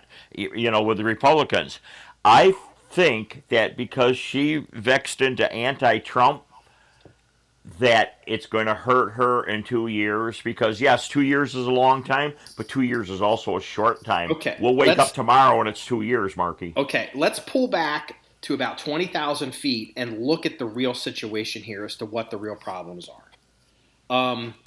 Let's talk about Trump and his future, which we don't know. Let's talk about Murkowski. Let's talk about what's her name? Not Olympia Snowe. Who's the other senator? The woman who voted at the last minute for Kavanaugh. What's her name? Collins? Susan Collins. Yes, that's why you're a chief political correspondent. Susan Collins and the Lincoln Project. Okay, here is where all of this kind of goes. Lisa Murkowski is not like a dyed-in-the-wool Republican. She's more like a Romney or a Jeb Bush. Lisa Murkowski had signaled during the Kavanaugh hearings that she wasn't going to support the Kavanaugh nomination. Susan Collins is the one that ended up kind of coming out and basically saying, I'm going to go ahead and support him. I think that this was kind of bullshit because he was done. Like when that testimony, that woman at first, and then, they were all basically telling him to go in and, like, don't be a dick. Don't attack your accusers. And he basically told all of them, he's like, fuck you. I'm not gonna let these people ruin my life and not fucking at least fight back. He wasn't even fighting to get nominated to the Supreme Court. He was fighting just not to have his life destroyed. So my point is, Murkowski is not somebody that it's not like out of the blue she's now turned against Trump. She's like Liz Cheney, she's like Mitt Romney, and they have their base, and there's a battle going on between the old guard GOP, who feels like now we can get rid of Trump because we want control of the party back. And then there's guys like Danny who feel like Trump is the future and they have control of the party. And the battle that's taking place right now is the narrative of what happened and what happens going forward. The old guard, they want to say that Donald Trump, this was an anomaly, this was terrible, he's awful, you got what you deserved, don't do this again, he's done. The Danny wing of the Republican Party is basically wants to say Donald Trump is going to keep campaigning. He's going to create political action committees. He's going to primary all the. He's going to run candidates to primary all these people. He's going to raise money and donate to his pet candidates. And if it all goes well, maybe he runs again in 2024. Here's what's been interesting. Number one, Donald Trump has been amazingly quiet since he left the White House. Have you noticed that? Yes, very much so. Yes. And that's not necessarily because of Twitter, or maybe it is. Look, 2 years is a long time, right? We all agree. 4 years is an even longer time. And I don't know. None of us really know what Trump's going to do. I think it's been ascertained that Trump has probably lost close to $2 billion in net worth since he's been president. And I think it's actually closer to like $3 million worth. Or $3 billion. No, it's at least $2 billion worth of asset. And he's not worth. He probably isn't worth 10. He's realistically worth. He was worth maybe 4. But like also now with the pandemic and like all the hotels, like on paper, I mean, I don't know if Donald Trump wants to do this again. Donald Trump may very well decide I need to go back and make some money. Or maybe Donald Trump's going to run again. I mean, or maybe Donald Trump is keeping his options open, and if the narrative can basically proceed that everybody screwed Trump over, and they can get him to come back, he'll do it. But I don't know. I don't know if Trump wants to fight from zero and try to fight his way back into the West Wing. I don't think he wants to run again, but I think he wants to remain a player, a kingmaker. Mm-hmm. Well, that's what this whole impeachment was really about. It's like, who's going to run the Republican Party? Is it going to be Trump or is it going to be Bill Kristol? And I use that as my straw man. But I don't know. I don't know. We haven't really seen what Trump's going to do. And I don't think anybody does. And what's interesting is, what's the Republican Party going forward? I mean, who is the leader of the Republican Party? I'm glad you mentioned that, because I'm now going to circle back to something else I mentioned when I started talking about this. Let's talk about the Lincoln Project for a minute. So what is the Lincoln Project? Okay, it is a group of Republicans, never Trumpers, that started a political action committee that were basically, they were running commercials till the day of the vote. You were seeing them on TV. That basically was like, we have to get rid of Trump. He's an existential threat to the country. He's an existential threat to us. He's an existential threat to the Republican Party and whatever. Okay, Kellyanne Conway's husband. She was she worked for Trump for 4 years. She just resigned this summer. George Conway. Okay, Rick Wilson, longtime Republican strategist.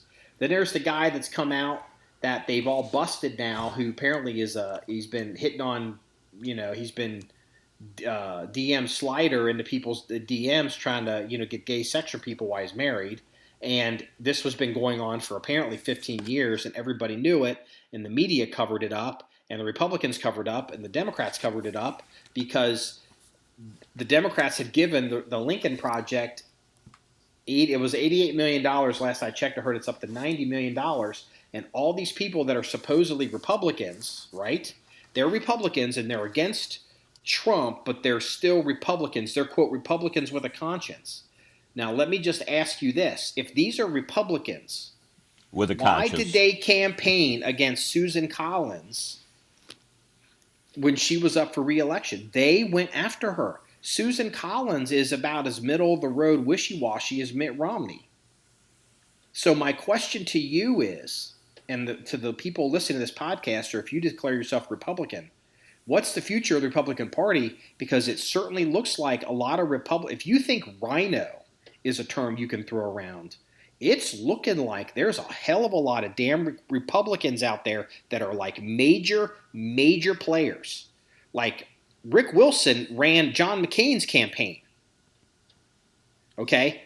This guy ran John McCain's campaign. Okay? These people are now actively, basically, they're destroying Republicans. They're going after Susan Collins. Like, what's going on here? Like, this isn't about Trump. This is Trump highlighting the real problem in the Republican Party, that you got a bunch of people that are supposedly Republican that obviously are not. Yeah. And were they ever? I mean, if, like, these dudes are major people, and it turns out they're actively doing stuff that is nowhere in the interest of the future of the Republican Party, then what's going on here? And nobody's talking about that. Well, you also have to realize 43 Republican senators voted to acquit. All right? It is the party of Trump. I would come back to you and I would ask you, I think that's true, but I just like the Liz Cheney vote for leadership, those votes were public.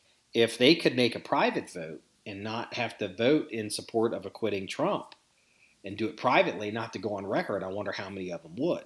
Because look, I'm going to be real here. Everybody's guilty here.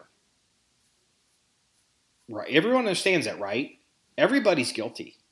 Oh, yeah. No. It's not just Trump. Trump is guilty. Trump is guilty. They may not be guilty in ways that they're trying to say, but Trump is absolutely guilty. Just like the Democrats are guilty. And I told you guys this off podcast.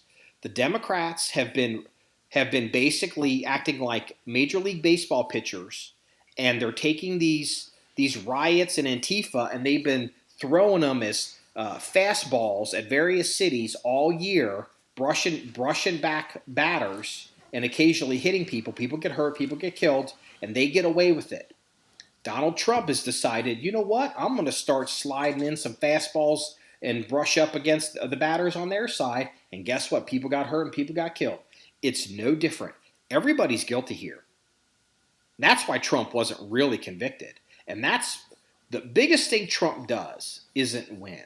The biggest thing Trump does, and he always does, is he illuminates and illustrates everybody's hypocrisy on all sides. He's very good at it. Because here's the thing. Okay, let's talk about Stormy Daniels just for a second. Oh, Does anybody believe that Donald Trump did not pork Stormy Daniels? I think he porked her. No, I think he did. Okay, but here's the thing. That's his private business. He paid her off. The lawyers took care of it. I don't give a fuck. But then you got the Republicans, supposed Republicans. They've been complaining about Donald Trump's character and Donald Trump's behavior, and this guy isn't who we should have as leaders. These same people that make those arguments, they are fully aware that this dude in a Lincoln Project is been engaging in this crazy-ass behavior, including targeting 14-year-old minors. This has been going on for 15 years, and nobody said dick about it. Apparently, the guy that used to work for George Bush, Karl Rove mentioned it a long time ago. He was like, this guy is no good. He is engaging in this. And they all basically, they went after him and said it was a slander. And he dropped it. But you notice he wasn't forced to quit. He wasn't canceled or forced to resign or pushed out of politics. You want to know why? Because it's true. They just hid it from all of us. I had no idea this was going on at the Lincoln Project. I knew the Lincoln Project, they were a bunch of sleazeballs making bank. You know, Kellyanne Conway's working in the White House, working for Donald Trump. At the exact same time, her husband, George Conway, is getting on goddamn Twitter and saying all kinds of crazy bullshit about Donald Trump while he's raking in millions out of $88 million at the Lincoln Project. And then while all this is going on, nobody's reporting it. Fox News isn't reporting it. CNN's not reporting it. But everybody's got their daughter showing up and doing her cute little videos. And apparently she's going to show up either this past week or this oncoming week. She's going to try out for one of these talent shows that everybody watches. Like this is, I mean, we are in full-blown bonker mode with all of this. And Donald Trump illustrates all the hypocrisy. This is so crazy. That's actually amateur hypocrisy of what the Democrats are claiming today. The Democrats are claiming that the Republicans are attacking the governor of New York, Cuomo, over his putting the COVID-infected patients into the nursing homes only as a retaliation measure. That the Republicans have no right to drag that in. It's got nothing to do with the impeachment or this or that. It's only a get-even theory with the Republicans. Well, I didn't watch the impeachment, but the whole thing with Cuomo. Like, here's the thing. Cuomo is a dirty, dirty son of a bitch. Yeah, he is. And he hid those numbers of the deaths. The thing is, but here's the truth. Like, okay, now it's February, and like, oh my God, it's like such a big story. Oh my God, like, you know, his chief of staff at a call to Democratic whatever members, they mentioned that they had to hide the numbers because they were afraid of a federal investigation and whatever. And like, oh my God, everyone's like, oh my God, oh my God. It's like, wait a minute. People knew in June of 2020 that this had happened. Yes. And, you know, the mainstream media didn't want to cover it at all because they loved Cuomo. They were thinking Cuomo might even try to be vice president. They loved him. He was the future. He's so great. Janice Dean from Fox News, she's the weather girl from Fox News. Her parents died. She was saying it. Fox News didn't even really cover it. They just, you know, they covered her a little bit. It's like all of a sudden now it's like, oh my God, this is a story. We all talked about this in June. Yeah. This isn't a story. This is literally old news. Yeah. Yeah. Yeah. But why is it being brought up then? At this point. Well, because the same reason why it's because they are stories and reporters ultimately need to make money and they like to get leads, and so they hold all these stories until after their boy wins because they were all in the tank for Joe Biden, and so you saw the first day of the press conference with Jen Psaki and like how the softballs were. And then, opposed to the first day of press conference with the Trump administration. So now they can all write their big stories, talk about Hunter Biden and his connections, and they can talk about the Lincoln Project and all the cover-up. And then they can talk about, Cuomo and the tragedy and all this and corruption and big government and all these reporters. They can all get their Pulitzers. They can all get their Edward R. Murrow Awards, and they can get promoted to get hired by the New York Times or nominated for whatever. And they could pretend like that they're real, that all this is real, and none of this is real. Yeah, it's crazy. It's crazy. That sums it up pretty much in a nutshell. It really does. Well, here's the cherry on top of the craziness, and I'm going to do a callback here to my favorite person. This is, and I give, if you're new to the podcast, you're not going to remember who this person was, but I'm going to give it as an example because I predicted the future. During the Bush administration, there was the woman that they used to bring her, the Democrats, she was a Gold Star mom. Her son had died in Iraq.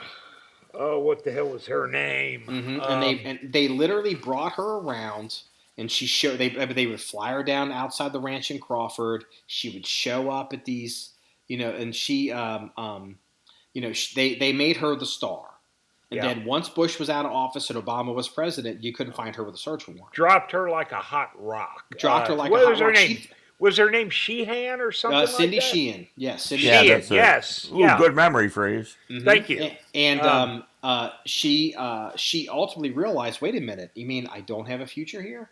Like I'm not important. I can't. I'm not going to be able to be on MSNBC anymore. So she went out to California. She was so pissed off. She primaried Nancy Pelosi and lost because she thought they used her. They used this woman for years. Just as a cousin and they did. They did. Now here's the new one. After the shooting down there at the school in Florida, there's this little kid that's been running around. He's been he's like this little Nazi kid. Like he literally David Hogg. The Hog Man. David Hogg. And he literally was he was everywhere. Like he thought that turns out he wasn't even in the building. He was in another building. Not that it's still a tragedy. Yeah. But he literally he was everywhere. He thought he was important. And he's going places. And now that Biden is in office and they're in control and they're in power, you haven't been able to find David Hogg with search warrant. You couldn't find him. The Hog Man's been out of the news for a while. So here's David Hogg's version of primarying Nancy Pelosi. David Hogg has decided he's so desperate for attention. He's so desperate to be a player because I think he's waking up to the reality that he's old news. That he has decided to start up a pillow company to compete against Mike Lindell, the conservative CEO from My Pillow company, because he's a big Trump supporter and a big conservative. And so David Hogg is going to start a pillow company for liberals to try to put Mike Lindell out of business. Okay, so here's what I need you to do. I need you to reach out to the Hog Man. I need you to reach out to him and let him know that I still have half a trailer full of pink thong panties that he needs to sell to liberals. And he needs to buy them from me. You know what? He does. He probably might even want a few himself. So Freeze, why are you plugging your business? I don't get it. I don't know. It's kind of like my podcast. It's kind of like one of the things we do.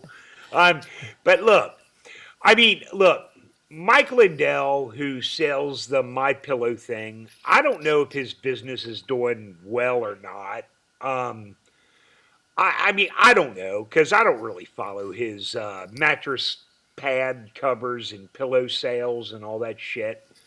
But I really, really think that the Hog Man is not even going to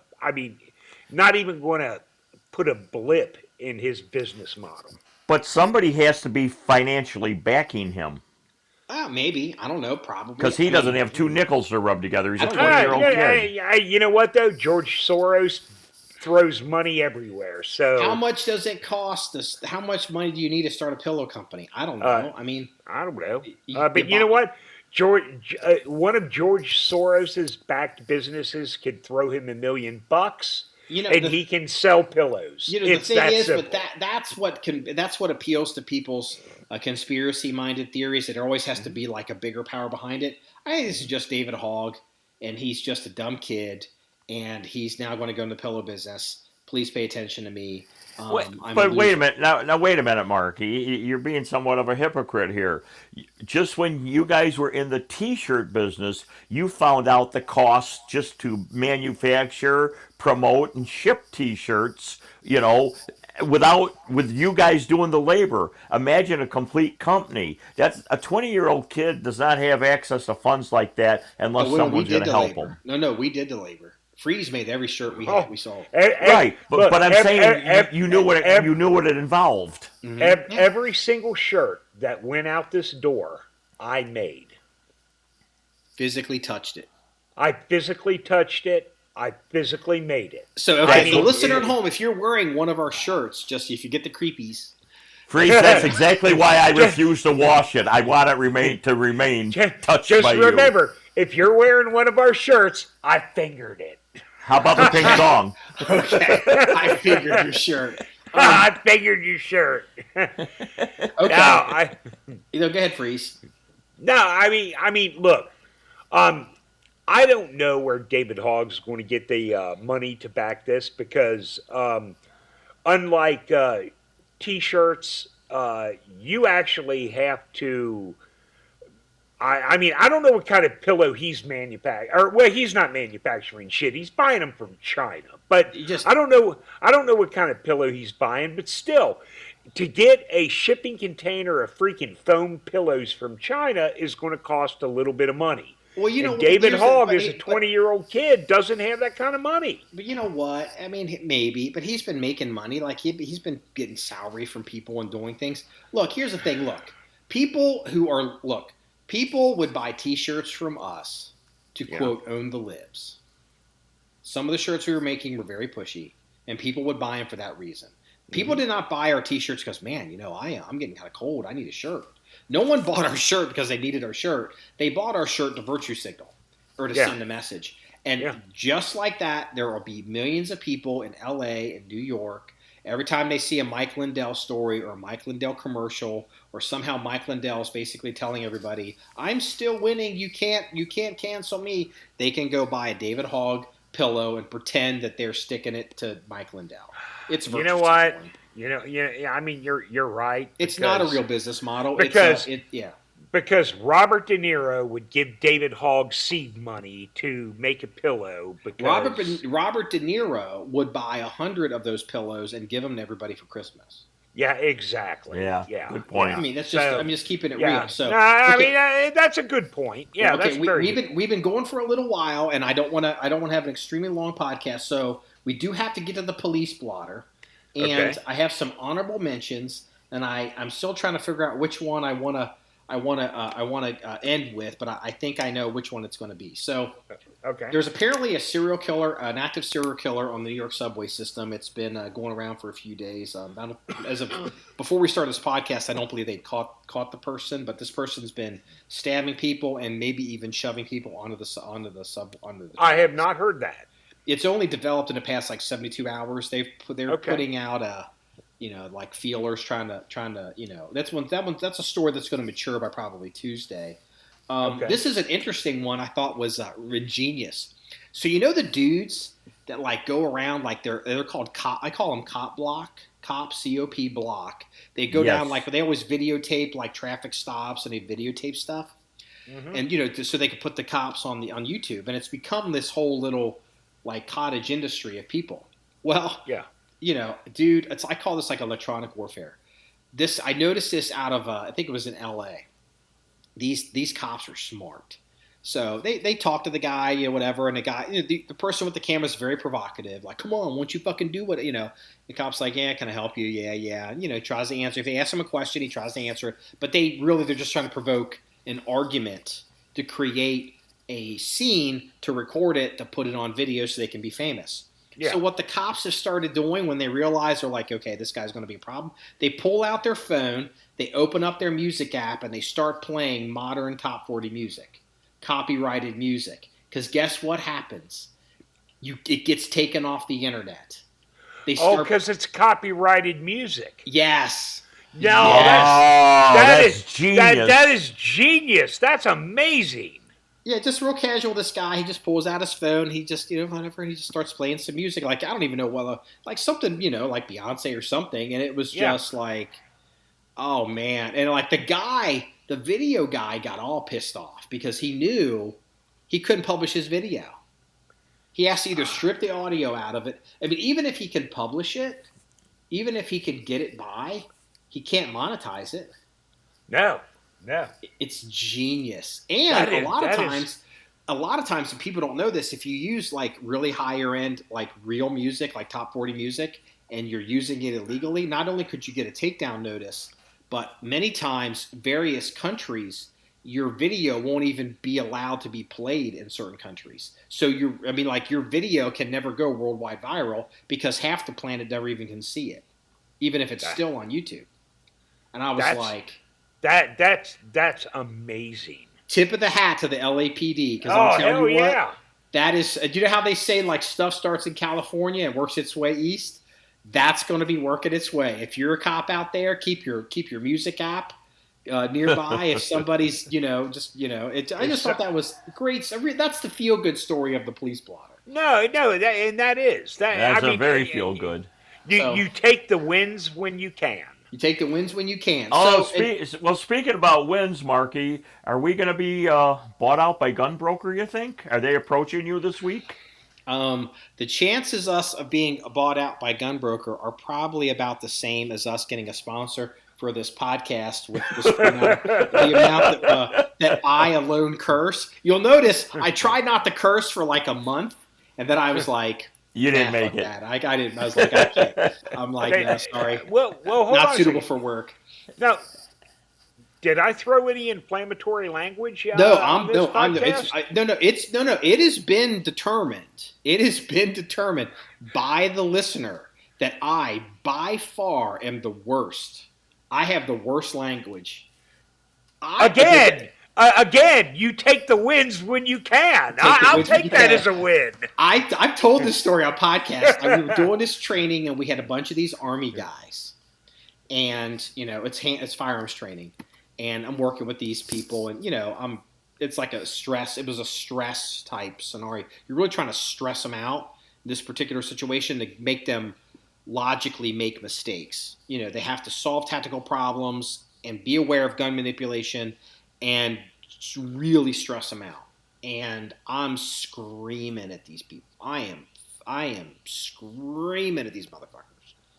And I was screaming at them. So I was told to stress them out, and it was working. And like even people watching were laughing because my shit was so good. But then the boss came over later, and he was like, hey, Marky, the colonel's here. Can you just kind of watch the language a little bit? And I'm like, dude, wait till they get out in the fucking Army when the colonel's not around. I'm like, give me a fucking break. Like, but you've never had your shit checked because don't curse in front of the colonel. So, well, I say this because I do really try to watch my language, because we did have a person actually comment on my language a while back. But I've accepted. I've decided. I basically do not publish the podcast without any violent language warnings. Like I don't. I'm like, it's adult language.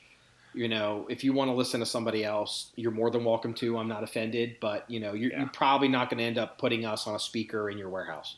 And we've had that complaint. We've had that complaint. People have been playing the podcast, and it starts off like within the first 2 minutes, and they're like, "Oh shit, let me put in my headphones," because they're on a roll today. And I honestly do get over and above board at times, but I do really truly try to keep it PG. I don't always achieve that, but I try. Okay, I just have a question on the PG thing. How do we keep it PG and talk about dead hookers? I don't know how that works. Well, first off, they're dead. They're not live. So we will never be sued by. You promise me we will never be sued by a dead hooker. Okay. Oh no, no. I can promise you we'll never be sued by a dead hooker. Now their family may sue us, but Can we have the defense that we were their friends? Okay, so we gotta get out of the police blotter. We gotta toss it. So let me get out of this police blotter. I got 2 more stories out of the police blotter, and this one I'm going to say next, you would think would be the highlight story. Okay, but it is not. So bear in mind, this is going to get really good. The next story is YouTube prank goes wrong. Fake robbery results in one person shot and killed. So yes. Apparently these kids have a YouTube channel, and they ran up on some people with knives, supposedly to rob them on video, like as a joke. I guess they run a prank YouTube channel. And one of the victims pulled out a gun and shot the kid. I heard about that. Yeah, that's what do they expect? Well, Somebody online made a really good point about that. He said that shit probably works in California, but it doesn't work in Texas. Good point. That's a good point. That is a good point. Yeah, like if you're in like LA or if you're in New York City, you can, probably get away with it. Yeah. So, okay, so here's the best. Point. This is the absolute best what we have on the police blotter. Then we're going to go ahead and we're going to toss this one. So, Virginia woman breaks into home half naked, attacks man with pitchfork. Okay. I understand she's from West Virginia. That explains. No, Virginia. Oh, there's the analogy. I am from both, if you must know. My family is on the border, both sides of the border. The Civil War in my family was very interesting. So anyway, Virginia woman breaks into a home half naked, attacks man with pitchfork. This is a true story. This is out of Southampton County, Virginia, which I'm not familiar with. That's at half naked. The woman who was eventually captured by Stafford County Sheriff's deputies allegedly broke in the man's residence on Sunday, half dressed and covered in mud. Oh, so she was covered in mud too. So, wielding a pitchfork, the woman stabbed the man in the arm, inflicting non-life-threatening injuries before fleeing to another residence. Oh, she must have been on like bath salts or something like that. Or because that is so off the wall. Mm-hmm. I mean, she definitely was like she was hopped up on bath salts. Bath salts are the ones that make like the people eat people's faces and shit like that. I mean, half naked, covered in mud, with a pitchfork of all things, going from house to house. Dude, I mean, yeah, she was hot. Yeah, I don't think it was the lady from American Gothic with her pitchfork. Yeah, so no. The woman identified as 31-year-old Madison B. Snyder is a resident of Cortland. The incident remains under investigation, and here, shocker of shockers, Snyder is currently being held without bond. Yeah, go figure. Go figure. Well, that wraps up episode 204 of the John 1911 podcast. If you want to see any pictures or stories or links of dead hookers that we've known who have since passed, please go to our website at john1911.com. That's JOHN1911.com. Remember, it's all about shooting guns and having fun. Everybody, have a good day. See you later. Bye-bye. See ya.